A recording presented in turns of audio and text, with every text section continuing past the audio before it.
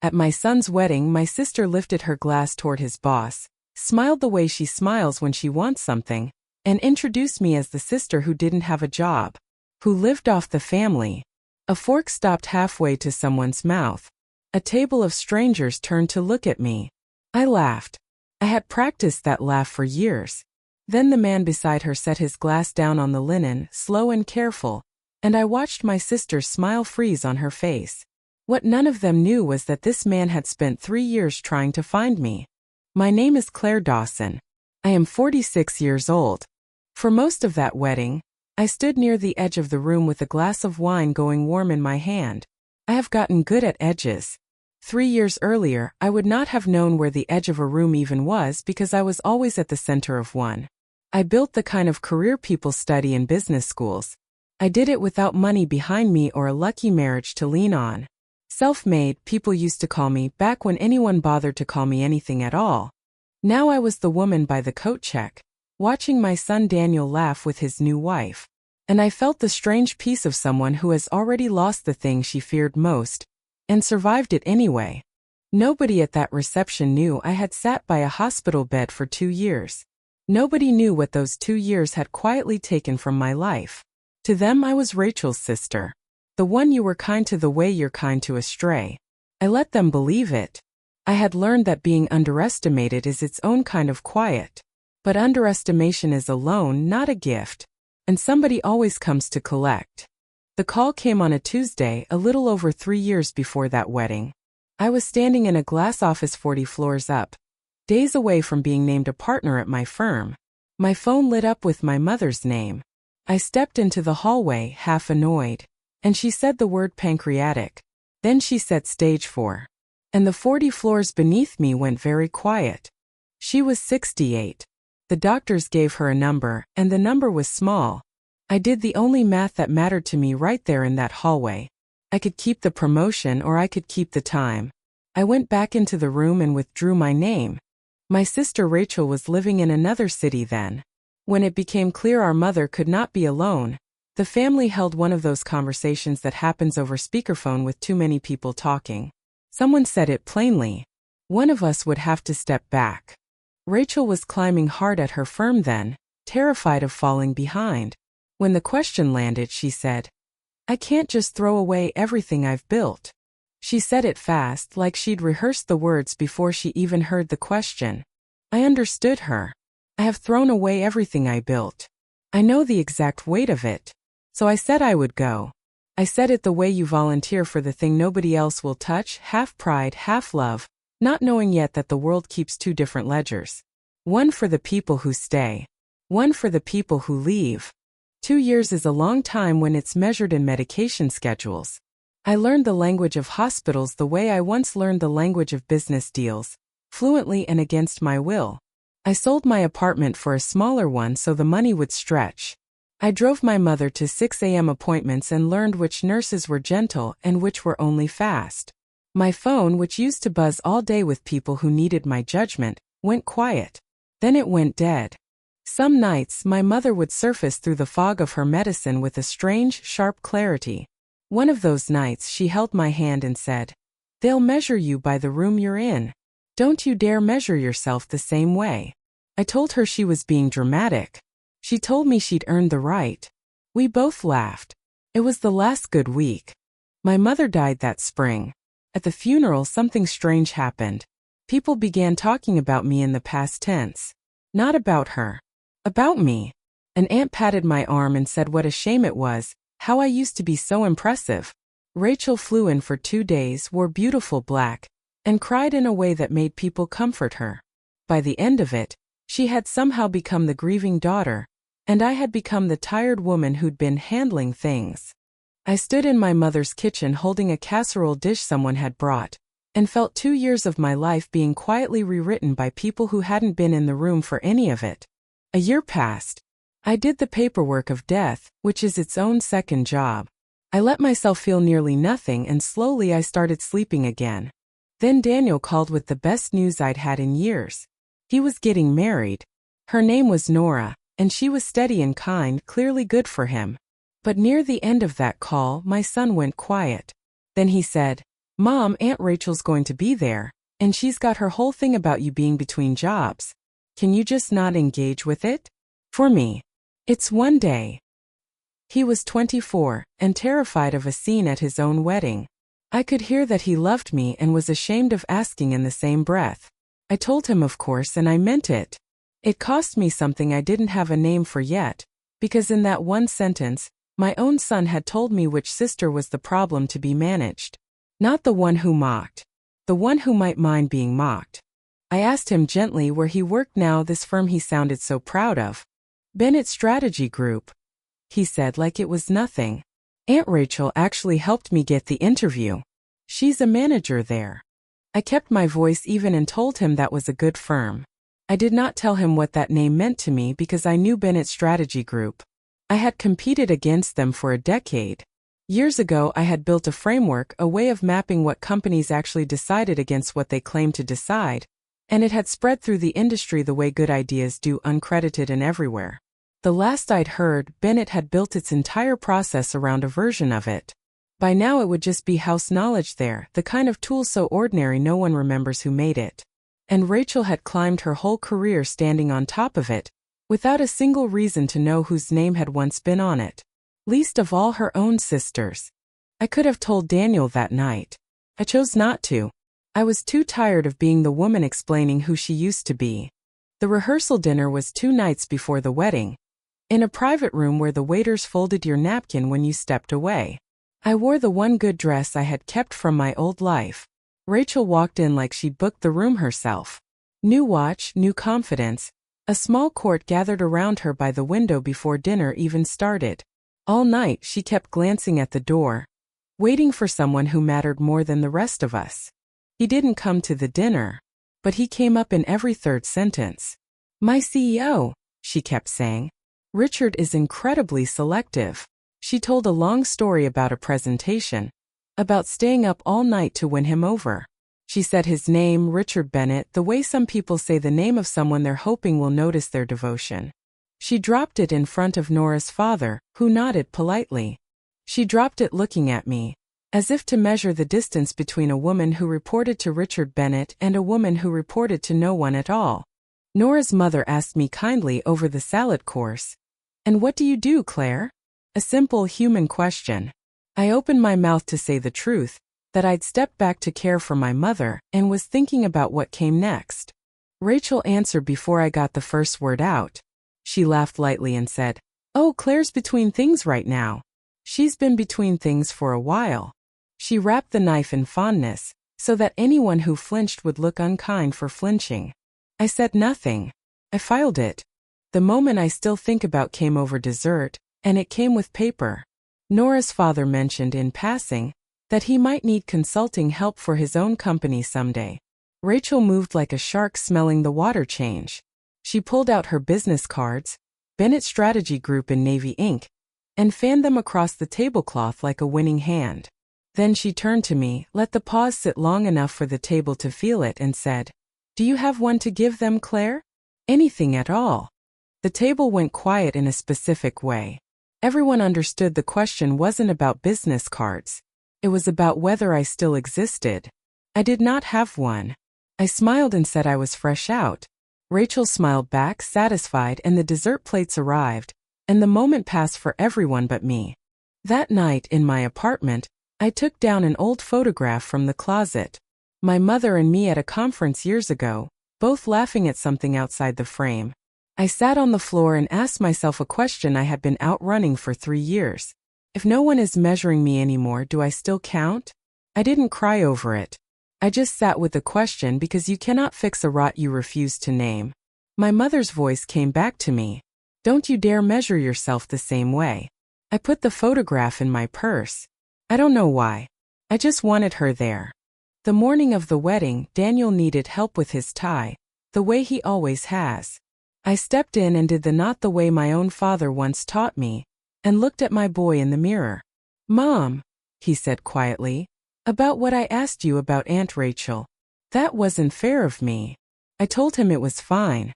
I told him this was his day, and I would not be a single ounce of trouble in it. I meant it as a gift. What I did not know yet was that the trouble was not going to come from me. The reception was held in a long open hall strung with lights, vines climbing the posts. I was seated well back, which I understood. The front tables were for the people the day was performing for. From the back you see everything. And all evening I watched Rachel circle one man in particular. Silver-haired, calm in the way genuinely powerful people are calm, taking up no more space than he needed. She refreshed his drink. She laughed a half-second too long at whatever he said. I knew without being told that this was Richard Bennett, her CEO, and that she had decided tonight was her chance. Then Rachel looked across the hall, found me at my table, and started walking my way with the man in tow.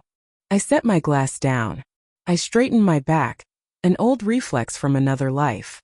And when they reached me, my sister gestured at me with an open hand, the way you present a curiosity, and turned to the calm man beside her to make her introduction. "Richard," she said, bright as a bell. "This is my sister I was telling you about.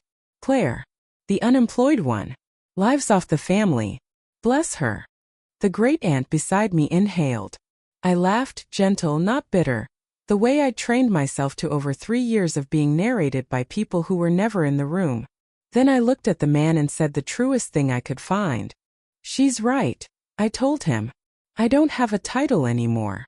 And the calm man across from me went very still, and set his glass down on the linen, slow and deliberate, and looked at me the way no one had looked at me in 3 years. Like I was a person worth focusing on. "I'm sorry," he said, ignoring my sister entirely. "I don't think we've met properly. What did you say your name was?" "Claire," I said. Rachel jumped in to fill the space, because Rachel cannot bear a space. "Dawson," she added quickly. "She's a Dawson like me. Obviously." She laughed again, trying to pull the conversation back onto rails she controlled. Richard's eyes didn't leave my face. "Claire Dawson," he repeated slowly, and I watched something surface behind his eyes, a file being pulled from a deep shelf. Not the Claire Dawson. Not the one who wrote the decision mapping framework. The great-aunt looked confused. Rachel's smile developed a hairline crack, because those were not words she had ever expected to hear attached to the sister she'd spent years shrinking. "I wrote a version of it," I said carefully. "Yes. A long time ago." Richard Bennett exhaled, almost a laugh, and shook his head. "A long time ago. My entire analytics division still runs on your long time ago." He said it plainly, which somehow made it worse for Rachel. He told the table that his firm had built its process around my framework years back, that it was the backbone of how they made decisions, and that 3 years ago, when he'd taken over as CEO, the first person he'd wanted to hire was the woman who built it. "Every recruiting cycle for 3 years, I had my team put your name back on the list and try again," he said. "You'd gone quiet. No firm, no board seats, nothing. I assumed someone had buried you in a contract or poached you overseas. I couldn't understand how someone that good just vanishes." "My mother got sick," I said. "I went to take care of her. She died last year." The words landed in that hall with a weight even Rachel couldn't talk over. Richard looked at me for a long moment. "So while I had a team searching every firm in the country for you, you were where exactly?" "At a hospital. Then a funeral. Then figuring out what came next." He nodded slowly, and something in his face moved from professional interest into something closer to respect. Beside him, Rachel had gone the specific shade of gray that comes when a story you've told for years collapses in front of the one person you most needed it to hold. She had a choice in that moment. There was a version of this where she recovered with grace, where she said, "Of course, I'm proud of my sister, look what she stepped away from." But Rachel had spent too many years needing me small to stop reaching for the shears, even as the ground gave out under her. She let out a nervous laugh. "Well, that was ages ago, Richard. She's not really in the industry anymore. The field moves on." She said it the way you sweat at something small. But she said it to her CEO, about a woman he'd just called the backbone of his firm, having just introduced that same woman as an unemployed burden at her own son's wedding. Richard turned his head slowly and looked at Rachel. Really looked at her, the way you reread a document and finally catch what you missed the first time. The warmth left his face, not into anger, into something colder and more final. He set down the drink she'd refreshed all night. The whole hall seemed to hold its breath. "Rachel," he said, quiet enough that people leaned in without meaning to. "I've heard you talk about people at the office." I told myself it was ambition. Sharp elbows. "I gave you room." He paused. "But I just watched you introduce your own sister, a woman this entire firm owes a debt to, as an unemployed failure to impress me. That tells me everything I needed to know, and didn't want to." Rachel started to say his name. He raised one hand, not unkindly. "Just final. This isn't the place, and I won't make it one. HR will be in touch Monday. I think you already know why." He said it the way you'd note the time. No shouting. No scene. And somehow that made it land harder than any scene could have. Rachel made a sound I'd never heard from her before, small and airless.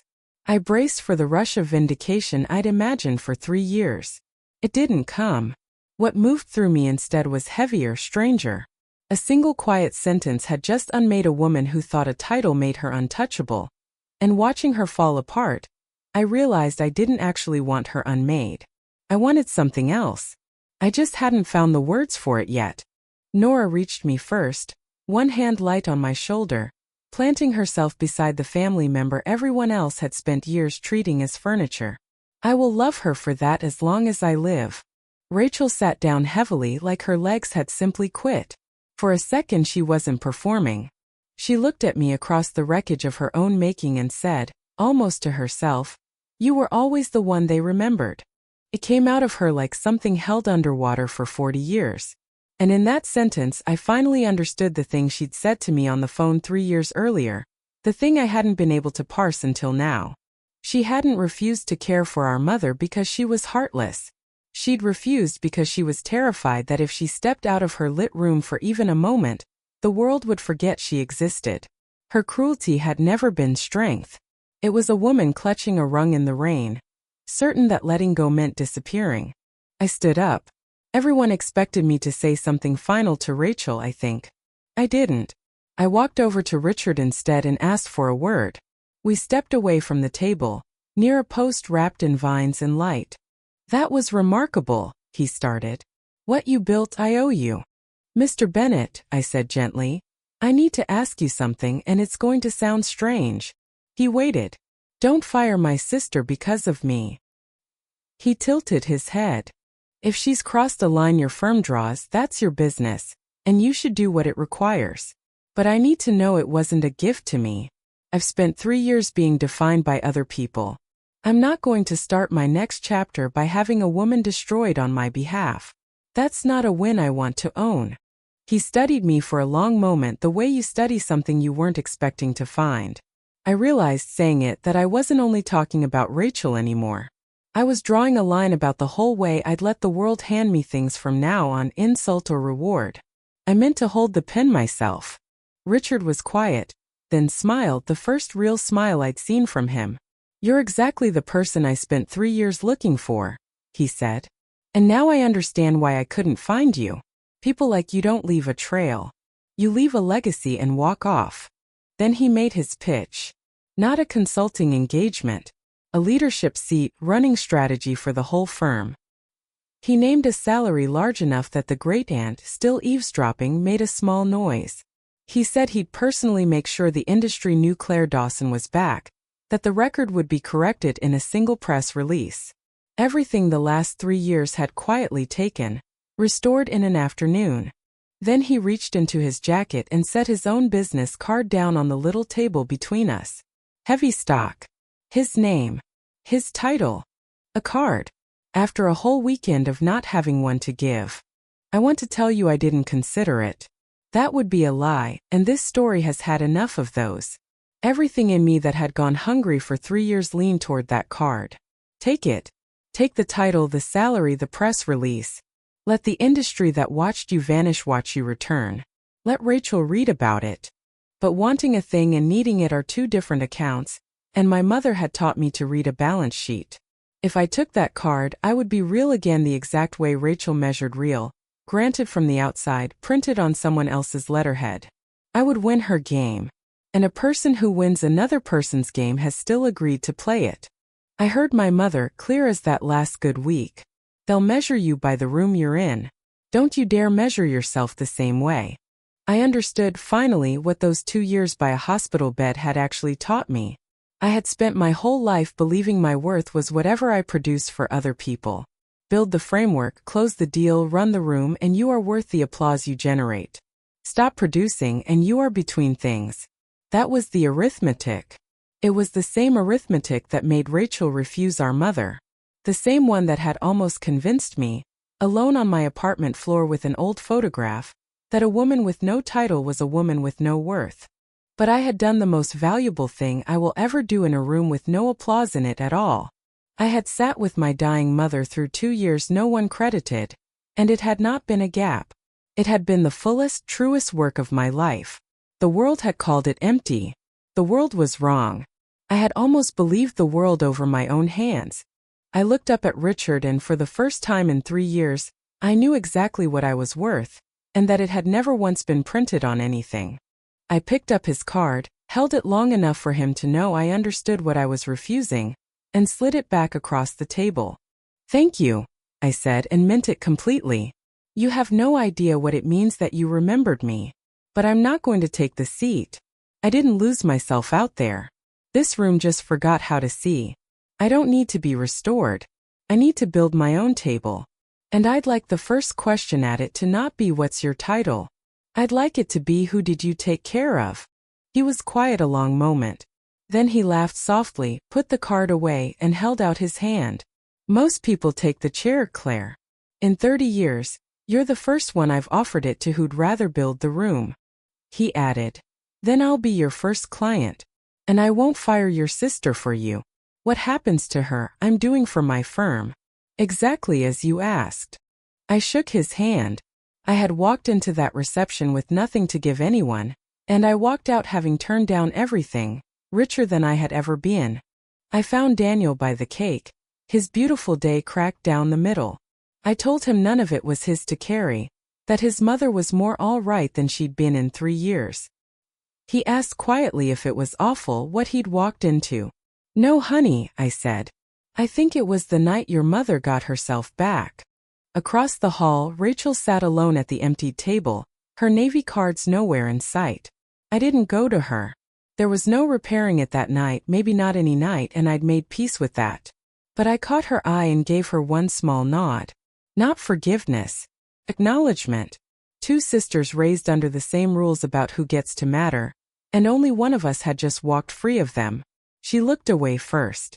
Later, when the dancing started, I stepped out into the dark and took out my mother's photograph. I told her quietly that I'd finally understood what she'd been trying to give me, and that I was sorry it took so long. For 3 years I had walked out of rooms feeling myself grow smaller in the doorway. That night, I walked out feeling exactly my own size for the first time since she died. That was a little over a year ago. I built the table I told Richard about. Small, deliberate, 3 people and a handful of clients. He was true to his word and became the first of them. It isn't an empire and I don't want one. The firm is enough. It measures the right things. Rachel left Bennett's strategy group that Monday. She landed eventually at a smaller firm in another city. A rung lower, still clutching. We aren't close. I've stopped pretending we will be. Some breaks don't heal into something stronger. They just heal enough to stop bleeding. The world's arithmetic didn't change either. It still worships the title and calls the caregiving years a gap. I've stopped trying to fix that. But Daniel and Nora come for dinner often now, and Nora is expecting, and my son hugs me like a man who knows exactly what his mother is worth. Last week, I interviewed a woman from my firm who had been out of work 3 years, caring for her father. Her hands shook when she reached the gap on her resume, braced for the question everyone always asks.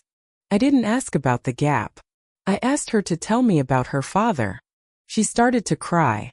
Then she started to talk. And I knew I'd hire her before she finished.